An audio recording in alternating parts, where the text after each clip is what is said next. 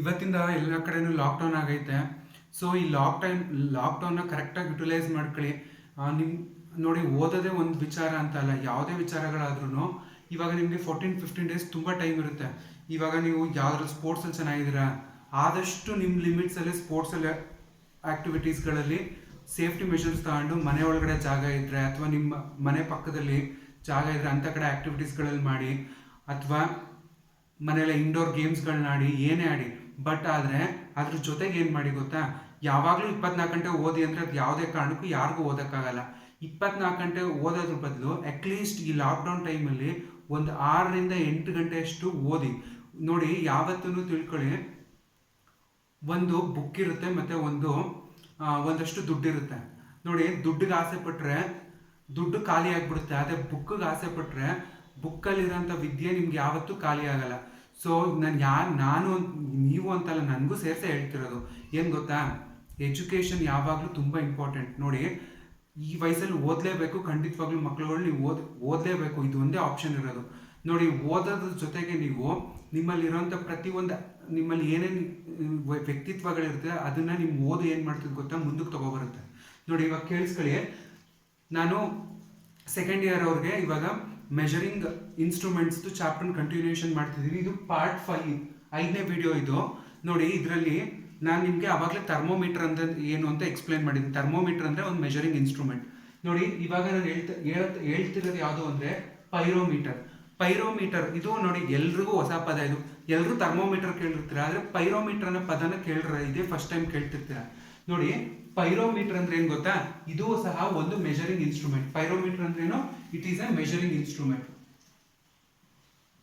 Pyrometer ಅಂದ್ರೆ ಒಂದು measuring instrument. ಏನ್ನ ಮೆಜರ್ ಮಾಡ್ತಿದೆ ಅಂದ್ರೆ ಟೆಂಪರೇಚರ್ನ ಮೆಜರ್ ಮಾಡ್ತಿದೆ. ಯಾವ ತರ ಮೆಜರ್ ಮಾಡ್ತಿದೆ, ಇದೊಂದು ಸ್ವಲ್ಪ ಡಿಫ್ರೆಂಟ್ ಆಗಿರ್ತದೆ ನೋಡಿ. ಪೈರೋಮೀಟರ್ ನೋಡಿ, ನೀವು ಪೈರೋಮೀಟರ್ ಅಂತ ಹೆಂಗಿರ್ತದೆ ಅಂದ್ರೆ ನೋಡಿ, ಇಲ್ಲಿ ಒಂದು ಲೆನ್ಸ್ ಯೂಸ್ ಮಾಡಿರ್ತೀವಿ ಆಯ್ತಾ.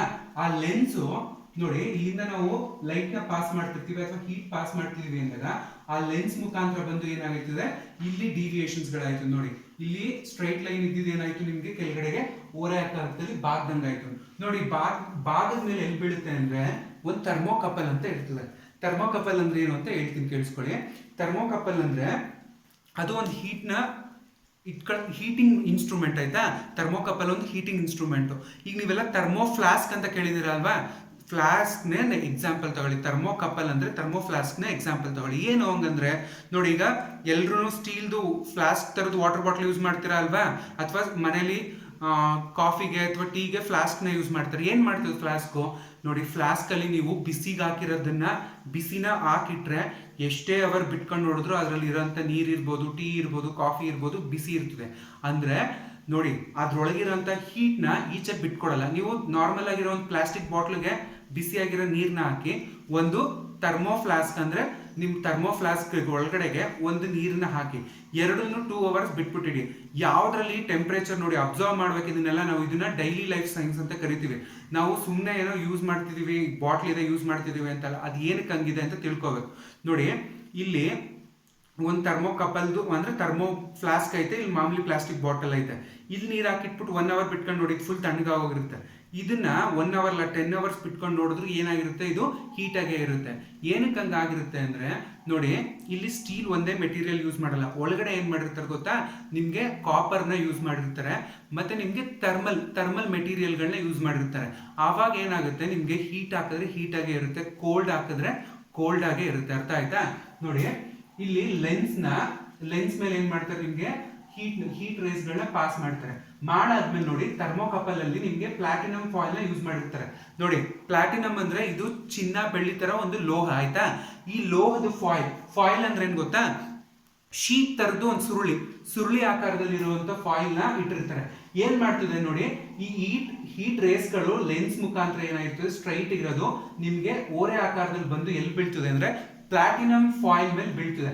ಬಿದ್ದಾಗ ಏನ್ ಮಾಡ್ತದೆ ಗೊತ್ತಾ, ಥರ್ಮೋಕಪಲ್ ಆ ಬಿದ್ದಿರೋಂತಹ ಹೀಟ್ ರೇಸ್ ನ ಅಬ್ಸರ್ವ್ ಮಾಡ್ಕೊಂಡು ಅದು ನೋಡಿ ನೆಕ್ಸ್ಟ್ ಎಲ್ಲಿಗೆ ಅಂದ್ರೆ ಆಮೀಟರ್ ಅಂದ್ರೆ ಏನು ಅಂತ ಕೇಳ್ಬೋದು ನೀವು ನೋಡಿ.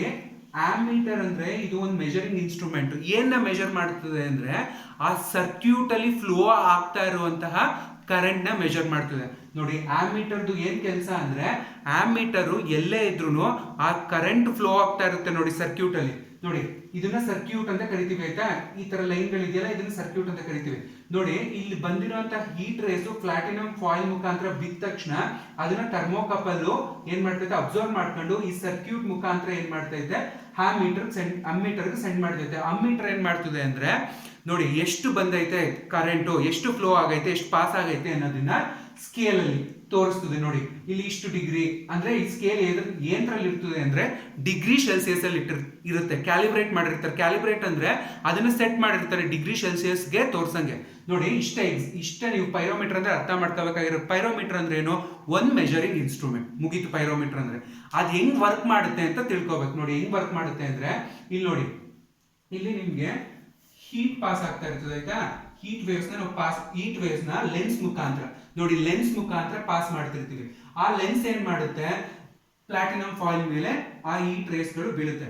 ಪ್ಲಾಟಿನಂ ಫಾಯಿಲ್ ಮೇಲೆ ಬಿದ್ದಿದ್ದು ಥರ್ಮೋಕಪಲ್ ಅಬ್ಸರ್ವ್ ಮಾಡ್ಕೊಂಡು ಥರ್ಮೋಕಪಲ್ ಎಲ್ಲಿಗೆ ಸೆಂಡ್ ಮಾಡ್ತದೆ ಅಂದ್ರೆ ನೋಡಿ ಈ ಅಮ್ಮೀಟರ್ಗೆ ಸೆಂಡ್ ಮಾಡಿದಾಗ ಅದೇನ್ ಮಾಡ್ತದೆ ನಮ್ಗೆ ರೀಡಿಂಗ್ ತೋರಿಸ್ತದೆ. ಎಷ್ಟು ಫ್ಲೋ ಆಯ್ತು, ಎಷ್ಟು ಫ್ಲೋ ಆಗ್ತಿದೆ ಕರೆಂಟು ಅನ್ನೋದನ್ನ ಇಲ್ಲಿ ತೋರಿಸ್ತದೆ ಆಯ್ತಾ. ಅದು ಹೆಂಗ್ ತೋರಿಸ್ತದೆ? ಡಿಗ್ರಿ ಸೆಲ್ಸಿಯಸ್ ಅಲ್ಲಿ ತೋರಿಸ್ತದೆ. ಅಂದ್ರೆ ಹೀಟ್ ಎಷ್ಟು ಡಿಗ್ರಿ ಸೆಲ್ಸಿಯಸ್ ಅಲ್ಲಿ ಇದೆ ಅನ್ನೋದನ್ನ ತೋರಿಸ್ತದೆ. ನೋಡಿ in radiation pyrometer thermal radiation is focused on the soldering point of thermocouple. Soldering point ನ ಈ ಚಿತ್ರದಲ್ಲಿ ಎಕ್ಸ್ಪ್ಲೈನ್ ಮಾಡ್ತೀನಿ ನೋಡಿ. ಇದು ಅಷ್ಟೇನೆ ನೋಡಿ, ಒಂದು ಇಲ್ಲಿ ಏನ್ ಮಾಡ್ತಿದೀವಿ ಅಂದ್ರೆ ಲೆನ್ಸ್ ಯೂಸ್ ಮಾಡಲ್ಲ. ಲೆನ್ಸ್ ಬದಲು ಏನ್ ಮಾಡ್ತೀವಿ ಗೊತ್ತಾ? ಇಲ್ಲಿ ಕಾಪರ್ ವೈರ್ ನ ಸಾಲ್ಡರಿಂಗ್ ಮಾಡಿರುವಂತ ಕಾಪರ್ ವೈರ್ ನ ಯೂಸ್ ಮಾಡ್ತೀವಿ. ನೋಡಿ ಇಲ್ಲಿ ಏನ್ ಮಾಡ್ತೀವಿ ಅಂದ್ರೆ ನೋಡಿ ಈ ಜಾಗ ಈ ಪೋರ್ಷನ್ ಇದೆಯಲ್ಲ ಇಲ್ಲಿಂದ ನಾವು ಹೀಟ್ ಪಾಸ್ ಮಾಡ್ತೀವಿ. ಹೀಟ್ ಪಾಸ್ ಮಾಡಿದಾಗ ಈ ಪಾಯಿಂಟ್ ಮೇಲೆ ಬಿದ್ದಾಗ ನೋಡಿ ಇದು ಇದೆಯಲ್ಲ ಇದನ್ನ ನಾವು ಕಾಪರ್ ವೈರ್ ಸಾಲ್ಡರಿಂಗ್ ಅಂತ ಕರಿತೀವಿ. ಅದೇನ್ ಮಾಡ್ತದೆ ಅಂದ್ರೆ ನೆಕ್ಸ್ಟ್ ಈ ಹೀಟ್ ಬಿದ್ದಿರೋದನ್ನ ಈ ಕಾಪರ್ ವೈರ್ ಸಾಲ್ಡರಿಂಗ್ ಏನ್ ಮಾಡ್ತದೆ ಥರ್ಮೋ ಎಲೆಕ್ಟ್ರಿಕ್ ಕರೆಂಟ್ ಆಗಿ ಪಾಸ್ ಮಾಡ್ತದೆ. ಈ ಕರೆಂಟ್ ಪಾಸ್ ಆಗಿದ್ದು ಅಮ್ಮೀಟರ್ ಅಲ್ಲಿ ಹೋಗಿ ಏನಾಗುತ್ತೆ, ಅಮ್ಮೀಟರ್ ಹೋದ ತಕ್ಷಣ ಇಲ್ಲಿರುವಂತ ನೀಡಲು ಡಿಫ್ಲೆಕ್ಷನ್ ಆಗಕ್ಕೆ ಶುರು ಆಯ್ತದೆ. ಆ ನೀಡಲು ನಮ್ಗೆ ಸ್ಕೇಲ್ ಅಲ್ಲಿ ಡಿಗ್ರಿ ಸೆಲ್ಸಿಯಸ್ ಅಲ್ಲಿ ತೋರಿಸ್ತದೆ. ಕ್ಯಾಲಿಬ್ರೇಟ್ ಹೆಂಗ್ ಮಾಡಿರ್ತೀವಿ ಅಂದ್ರೆ ನಮ್ಗೆ ಕೆಲ್ವಿನ್ ಬೇಕಾ ಅಥವಾ ಡಿಗ್ರಿ ಸೆಲ್ಸಿಯಸ್ ಬೇಕಾ ಅನ್ನೋದನ್ನ ಸೆಟ್ ಮಾಡಿಟ್ಟಿರ್ತೀವಿ ಆಯ್ತಾ. ನೋಡಿ ಇಷ್ಟ ಸಿಂಪಲ್. ಏನಂದ್ರೆ ಟೆಂಪರೇಚರ್ನ ಮೆಜರ್ ಮಾಡಕ್ಕೆ ಯೂಸ್ ಮಾಡ್ತೀವಿ ಪೈರೋಮೀಟರ್ ಅಂತ. ಅದರಲ್ಲಿ ರೇಡಿಯೇಷನ್ ಒಂದು, ಇನ್ನೊಂದು ಬಂದ್ಬಿಟ್ಟು ಕಾಪರ್ ಸಾಲ್ಡರಿಂಗ್ ಅಂತ ಎರಡು ತರ ಇರ್ತದೆ. ನೋಡಿ thermoelectric pyrometer is based on the principle that soldering point between the wires of different metals when heated a contact voltage is generated. ಅಂದ್ರೆ ನೋಡಿ ಸಾಲ್ಡರಿಂಗ್ ಅಂದ್ರೆ ಏನ್ ಮಾಡ್ತೀವಿ ಗೊತ್ತಾ? ಇಲ್ಲಿ ಎರಡು ಡಿಫ್ರೆಂಟ್ ಮೆಟಲ್ಗಳನ್ನ ನಾವು ಕಾಂಟ್ಯಾಕ್ಟ್ ತಗೊಬರ್ತೀವಿ. ಹೆಂಗ್ ತಗೊಬರ್ತೀವಿ ಅಂದ್ರೆ ನೋಡಿ thermo electric pyrometer is based on the principle that the soldering point between wires of two different metals. ನೋಡಿ ಎರಡು ವೈರ್ ಟೂ ಡಿಫ್ರೆಂಟ್ ಮೆಟಲ್, ಇದು ಕಾಪರ್ ಇರ್ಬೋದು ಅಥವಾ ಇದು ಪ್ಲಾಟಿನಮ್ ಇರ್ಬೋದು. ಈ ಎರಡು ಡಿಫ್ರೆಂಟ್ ಮೆಟಲ್ಗಳನ್ನ ಕಾಂಟ್ಯಾಕ್ಟ್ ತಗೊಬಂದಾಗ ಅಲ್ಲಿ ನಮ್ಗೆ ಏನಾಗುತ್ತೆ, ಹೀಟ್ ಪ್ರೊಡ್ಯೂಸ್ ಆಗಿ ಒಂದಷ್ಟು ವೋಲ್ಟೇಜ್ ಜನರೇಟ್ ಆಗುತ್ತೆ ಆಯ್ತಾ. The voltage depends upon the temperature difference between the hot melting point and cold melting point of the wire. ನೋಡಿ ಇಲ್ಲಿ ಒಂದು ಇಂಪಾರ್ಟೆಂಟ್ ಪಾಯಿಂಟ್ ಹೇಳ್ತಾನೆ. The voltage depends upon the temperature difference between the hot measuring point, cold end of the wire. ನೋಡಿ ಆ wire ಅಲ್ಲಿ ಆ wire ಅಲ್ಲಿ current flow ಆಗ್ತಿದೆ ಅಂದಾಗ ಅಲ್ಲಿ ಒಂದು ಪಾಯಿಂಟ್ ಅಲ್ಲಿ ತುಂಬಾ ಟೆಂಪರೇಚರ್ ಜಾಸ್ತಿ ಇರುತ್ತಲ್ಲ ಅದು, ಮತ್ತೆ ಪಾಸ್ ಆದ್ಮೇಲೆ ಒಂದು ಎಂಡ್ ಅಲ್ಲಿ ನಮ್ಗೆ ಟೆಂಪರೇಚರ್ ತುಂಬಾ ಕಡಿಮೆ ಇರುತ್ತೆ. ಅದನ್ನೇ ಅವನು ಹಾಟ್ ಅಂಡ್ ಕೋಲ್ಡ್ ಅಂತ ಹೇಳ್ತಾನೆ.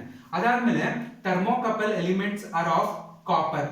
ನೋಡಿ ಥರ್ಮೋಕಪಲ್ ಎಲಿಮೆಂಟ್ಸ್ ಆಫ್ ಕಾಪರ್ ಅದೆಷ್ಟಿರುತ್ತೆ ಕಾಪರ್ ಅದು ಅಂದ್ರೆ ಅಪ್ ಟು 600 ಡಿಗ್ರಿ ಸೆಲ್ಸಿಯಸ್ ತನಕ ಕೆಪಾಸಿಟಿ ಇರುತ್ತೆ. ಅಂದ್ರೆ ಅದನ್ನ ವಿತ್ಸ್ಟ್ಯಾಂಡ್ ಮಾಡ್ಕೊಳ್ಳೋ ಕೆಪಾಸಿಟಿ ಇರುತ್ತೆ. ಅದಾದ್ಮೇಲೆ ಪ್ಲಾಟಿನಮ್ ಅಥವಾ ಪ್ಲಾಟಿನಮ್ ರೋಡಿಯಂ ಅಂತ ಕರಿತೀವಿ. ಪ್ಲಾಟಿನಮ್ ರೋಡಿಯಂ 1600 ಡಿಗ್ರಿ ಸೆಲ್ಸಿಯಸ್ ಅಷ್ಟು ಟೆಂಪರೇಚರ್ ನ ವಿತ್ಸ್ಟ್ಯಾಂಡ್ ತಡ್ಕೊಳ್ಳುತ್ತೆ. ನೋಡಿ radiation pyrometer measures up to 3000 degree Celsius. ತುಂಬಾ ಇಂಪಾರ್ಟೆಂಟ್. ಇಲ್ಲಿ ನಿಮ್ಗೆ ಏನ್ ಕೇಳ್ಬೋದು ಗೊತ್ತಾ? ಥರ್ಮೋಕಪ್ ಅಂದ್ರೆ ಮೆಜರಿಂಗ್ ಇನ್ಸ್ಟ್ರೂಮೆಂಟ್.